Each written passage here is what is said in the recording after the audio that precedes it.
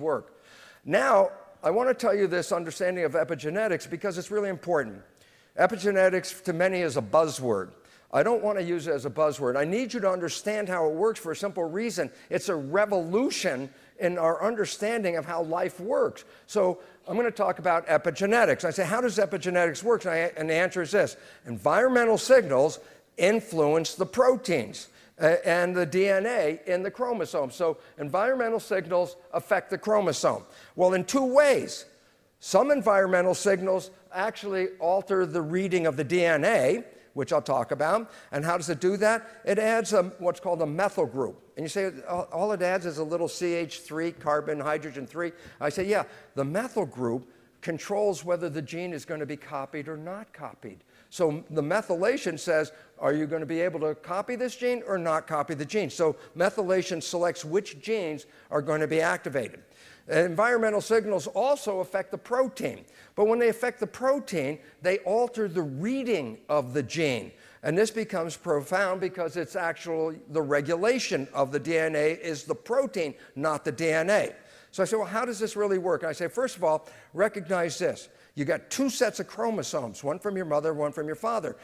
Each chromosome generally has two genes, well, one gene for each trait, but then you have a mother and a father chromosome, so that means every trait, let's say 7 genes, A, B, C, D, E, F, G. I have 2 A's, 2 B's, 2 C's, etc., one from the mother, one from the father. Well, the interesting point is, which one am I going to read? Because in almost all cases, you only read one of the two. So how do I know which one to read? And the answer is, information from epigenetics involves a process adding CH3 methyl groups, which generally silence the gene. So when I add the methyl groups and select specific genes, those genes are not going to be read. So what are the available genes after the methylation process? One of each. And which ones are selected are not random. They're based on how the mother is experiencing life before her egg is mature and how the father is experiencing life before the sperm is mature. Why? The controls on selecting which genes are actually implied just at the moment of the maturation of the egg and the sperm. They reflect what's going on in the environment. So nature's not stupid just saying, hey, randomly pick genes. Nature says this gene would be better in this environment as opposed to this gene. So nature is selecting which of the genes are going to be used, the mothers or the fathers, based on what's going on in the environment at the time. And this is how methylation works. So epigenetics, in one part, selects which genes can be read and which ones can't be read. But the other part affects the proteins, and I want to mention it in this way. This is a very critical part about epigenetics. Epigenetics changes the readout of the gene, but does not change the DNA code. So if you're born with a mutant gene, you'll always have the mutant gene, but you may not have to read it as a mutant gene. So epigenetics changes the readout, but does not change the DNA. I say, how does that do it? And I say, remember the old days when television wasn't on 24 hours a day? And I say, this is a test pattern. So this is a pattern, like a gene. And it's coming from the broadcast station. And I say, well, the pattern, the gene, is coming from this broadcast. But I say, but if I mess with the dials on the television set, I can alter the shape of the pattern. Here's one form, altering that pattern.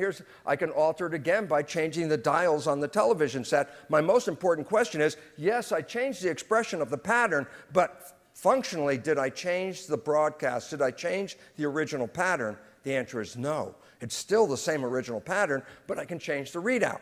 I said, well, how does that work in our biology? I go, here's a strand of DNA. The loop part is the blueprint, a gene, to make a protein. I say, what about all that extra stuff around there that's not part of the gene? Well, euphemistically, unaware people have referred to this as junk DNA. They say, oh, that's just extra DNA. That's really nothing. A cell is so stupid, it's carried around 1 billion years extra junk. And it turns out, what is the junk DNA? And the answer is this. Built into that DNA strand are protein modules, little clusters of proteins.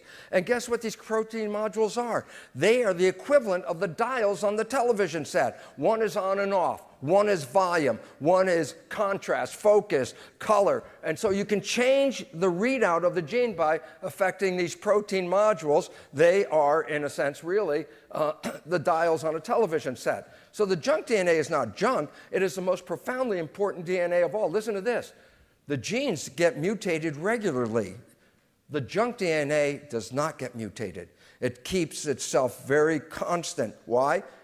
You are getting your pattern of who you are from the junk DNA and getting the parts from the gene DNA. So epigenetics can influence either the gene or the protein modules. So when it alters the protein modules, that's protein regulation, turning the dials and changing the readout.